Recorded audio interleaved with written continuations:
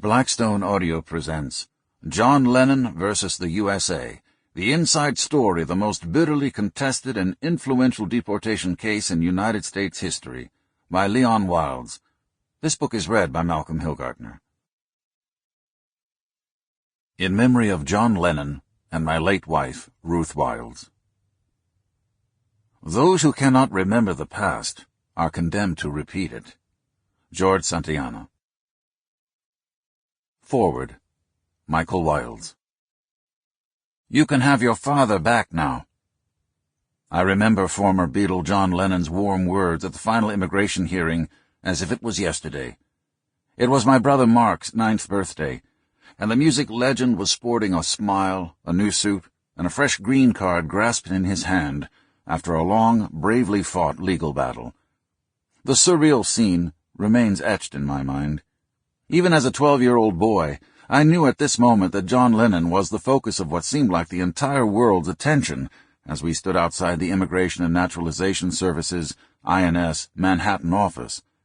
Years later, looking back, I would realize that childhood perception was true. Cameras and eyes were all focused on Lennon, his wife Yoko Ono, and my father, Leon Wildes, Lennon's immigration attorney, the man I literally, both then and now, as a grown man and his law partner, look up to for his brilliance, fairness, temperament, and strength.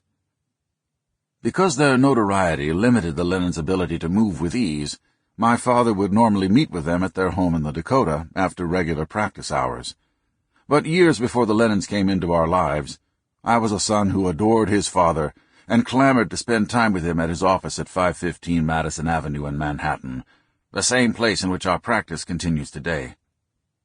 After the Sabbath was over, I often joined my father on a Sunday morning at his office just to cut scrap paper and eat sandwiches prepared and wrapped in tinfoil by my mother at the Waterfall Park half a block away. It's the same lunch spot that my children like to frequent when they visit me at the office decades later. When I was a boy, my father would give me a few law books from my bookshelf at home.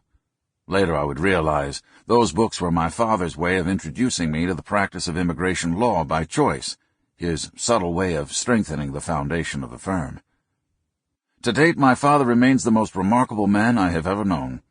He is my biggest source of inspiration, my role model, teacher, mentor, and, yes, my hero.